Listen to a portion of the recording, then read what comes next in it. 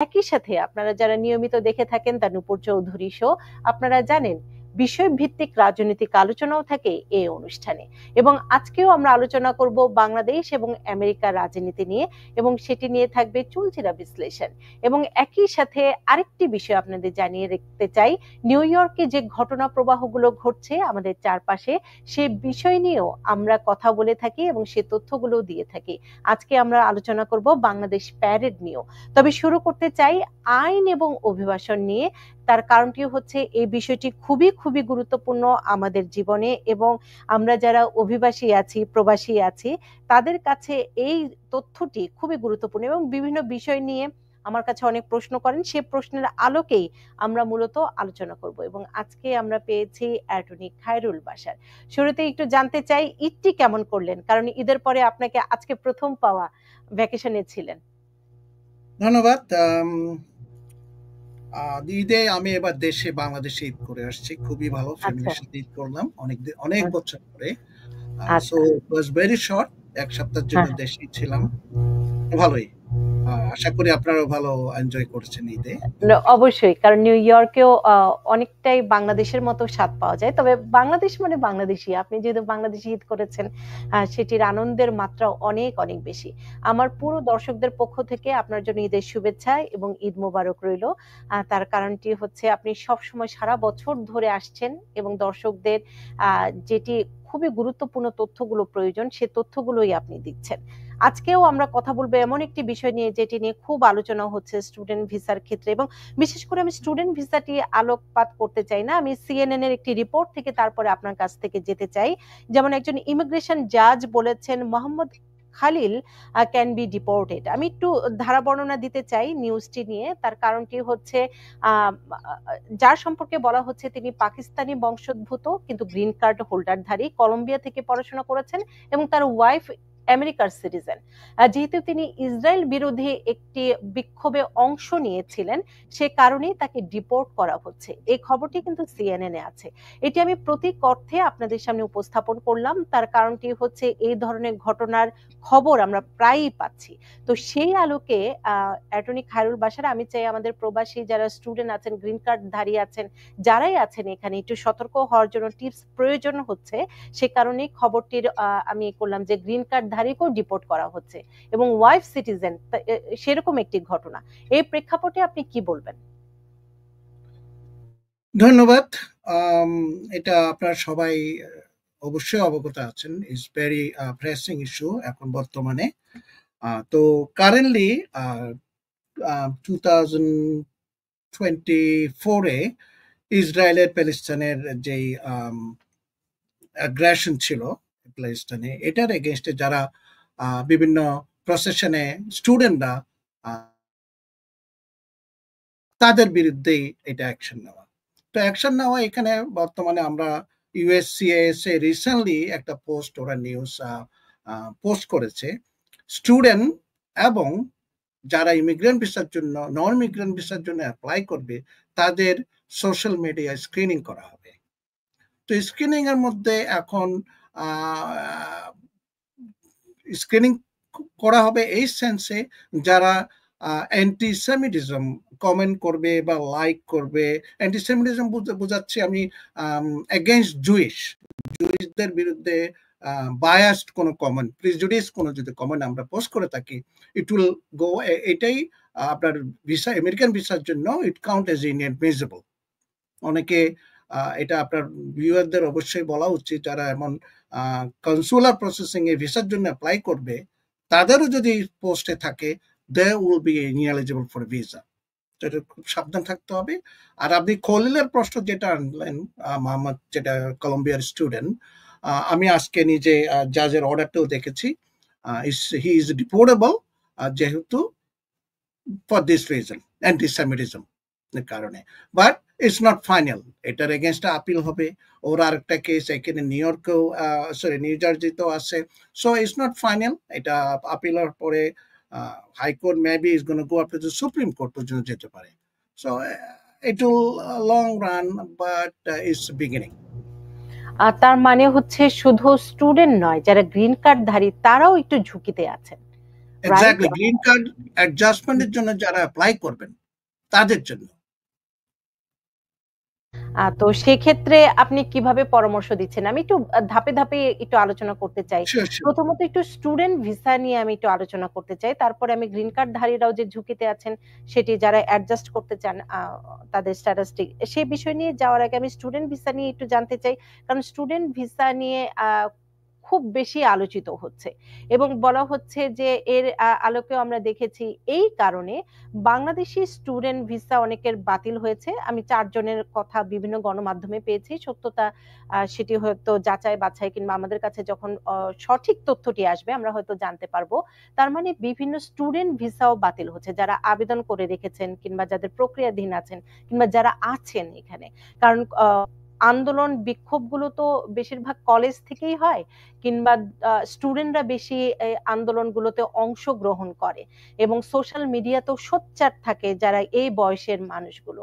তো সেক্ষেত্রে আপনি একটু যদি পরামর্শমূলক কোনো টিপস দিতেন যারা স্টুডেন্ট ভিসার জন্য আবেদন করবেন ভবিষ্যতে আমেরিকার জন্য কিংবা যারা প্রক্রিয়াধীন আছেন কিংবা যারা এখন স্টুডেন্ট ভিসায় আমেরিকায় আছেন তাদের জন্য আপনি কি বলবেন?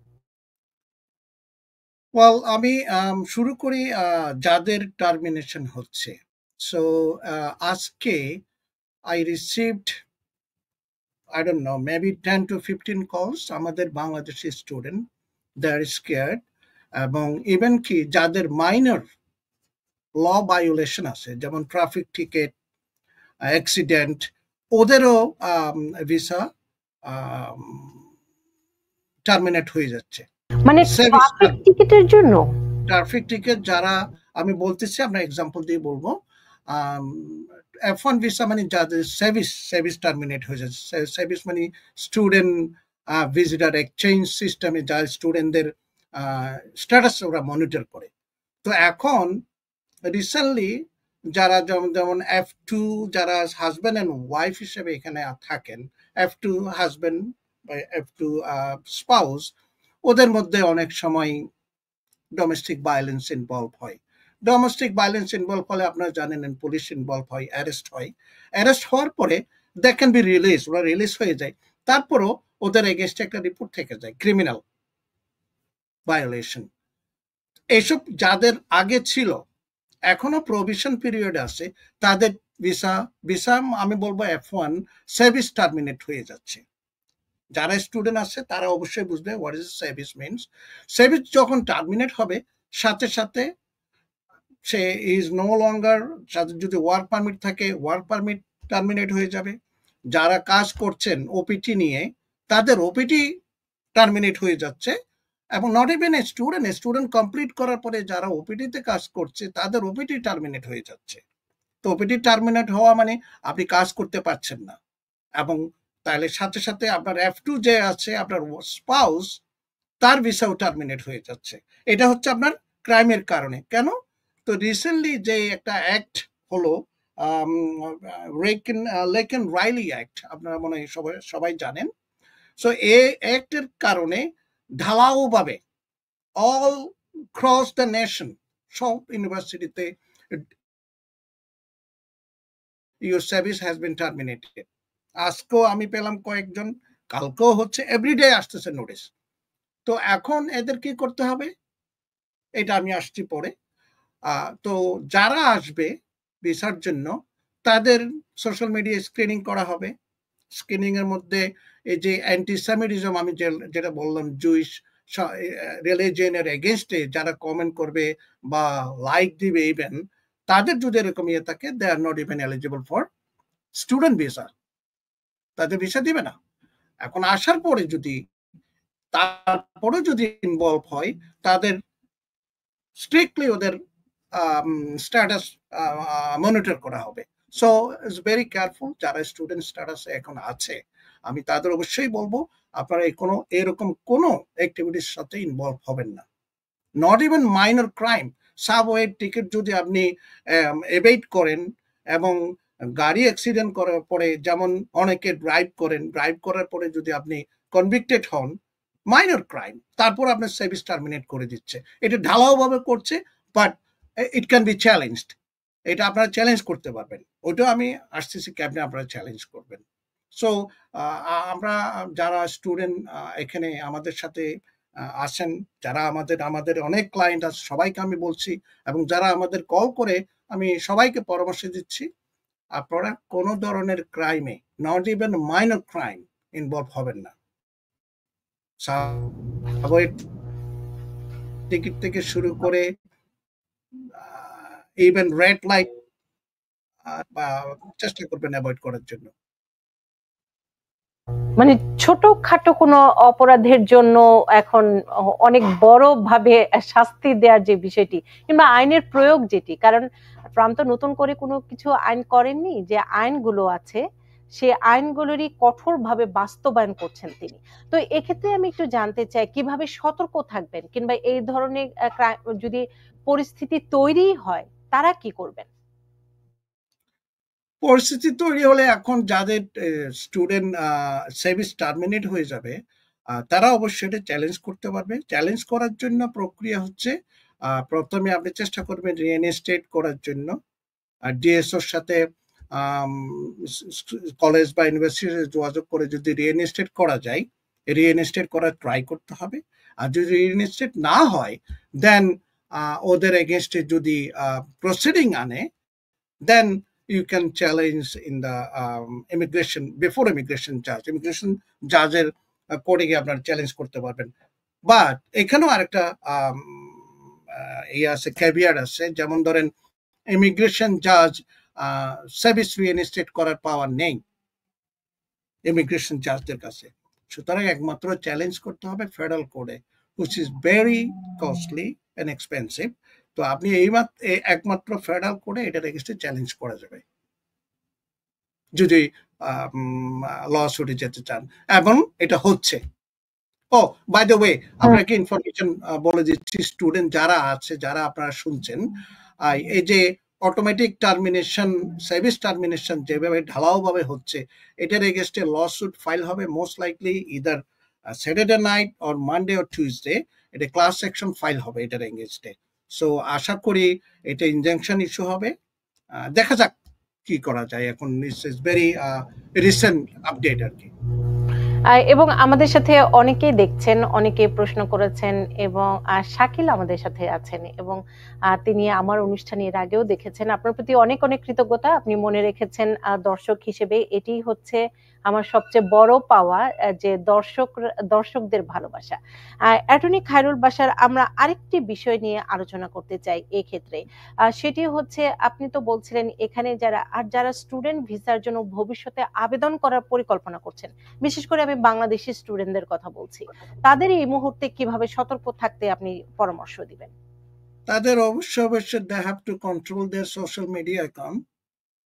এইসব কমেন্ট, আমি যা বললাম, অ্যান্টি সেমিটিজম, জুইসদের বিরুদ্ধে কোনো কমেন্ট করা যাবে না। সো কমেন্ট ইভেন কি ইউ ক্যান ইভেন লাইক দিলেও তো আপনার সোশ্যাল মিডিয়া অ্যাকাউন্টে চলে আসবে। এবং আপনি যখন অ্যাপ্লিকেশন করবেন, স্টুডেন্ট ডিএস 160 দিয়ে ভিসার জন্য অ্যাপ্লিকেশন করবেন, দে উইল মনিটর ইট। এরা যদি পায়, তখন ভিসার সময় আপনাকে বলবে you are ineligible for student visa because you are involved in antisemitism activities in your social media accounts. তাইলে অবশ্যই স্টুডেন্টরা এই বিষয়ে খুব সাবধান থাকবেন, এবং আসার পরে অবশ্যই কোন প্রকার মাইনর ক্রাইম, ইভেন আমি জানি না, এনি ক্রাইমের সাথে আপনি ইনভলভ হতে পারবেন না। আমাদের একজন দর্শক প্রশ্ন করেছেন, সেটি হচ্ছে স্টুডেন্ট ভিসায় প্যারেন্টস এসেছে এবং ওয়াইফও এসেছে, বাচ্চাও এসেছে, বাচ্চার বয়স 14 বছর। তিনি জানতে চেয়েছেন, আপনি একটি অনুষ্ঠানে বলেছিলেন রেজিস্ট্রেশন করার কথা, তো সেক্ষেত্রে তার রেজিস্ট্রেশন করতে হবে কিনা? ওয়েল, 14 ইয়ার্স, তখন তো সে যখন আসে, 14 ইয়ার্স এর আগে যখন এখানে এন্টার করে, সো তখন 14 ইয়ার্স যেদিন হবে, তারপর থেকে উইদিন 30 ডেজ এর মধ্যে রেজিস্ট্রেশন করার, এটা আমরা রেগুলেশনে দেখেছি। তো আমার মনে হয় I think he or she should অবশ্যই রেজিস্টার করা উচিত। 14 ইয়ার্স এর যদি আগে যদি এখানে এসে থাকে ভিজিট ভিসায়, যেদিন 14 হবে ও তখন থেকে 30 দিনের মধ্যে। আমাদের আরেকজন প্রশ্ন করেছেন, সুমন, তিনি প্রশ্ন করেছেন, মা বাবার ভিসা রিফিউজ হয়েছে, পাসপোর্ট রেখে দিয়েছে 1 বছর হলো, কোনো ইমেল পাচ্ছি না, কি করতে পারি যদি বলতেন। কোন ভিসায় সেটি তিনি বলেননি। ও মা বাবার ভিসা যখন বলছে মোস্ট হুম, হুম, লাইকলি ইমিগ্রেন্ট আচ্ছা। ক্যাটাগরিতে, সরি ইমিডিয়েট রিলেটিভ ক্যাটাগরিতে। তো আপনারা এমবাসির সাথে যোগাযোগ করতে পারেন। আর যদি কোনো নিজেরা যদি না পারেন, আপনারা কোনো আইনজীবীর সাথে যোগাযোগ করে তাদের সাথে যোগাযোগ করলে ওইটা একটা উইদিন উইক, যেমন আমরা অ্যাটর্নি হিসেবে যদি ইমেল দিই কনসুলেট সেকশনে, আমাদের 72 আওয়ার্সের মধ্যে আমরা একটা রেসপন্স পাই, either or yes or no, কোন একটা রিজন আমাদের জানাই। তো ওনারা নিজেরাও যোগাযোগ করতে পারে, নিজেরা জি, যোগাযোগ করলে hmm, it hmm. Will take few months.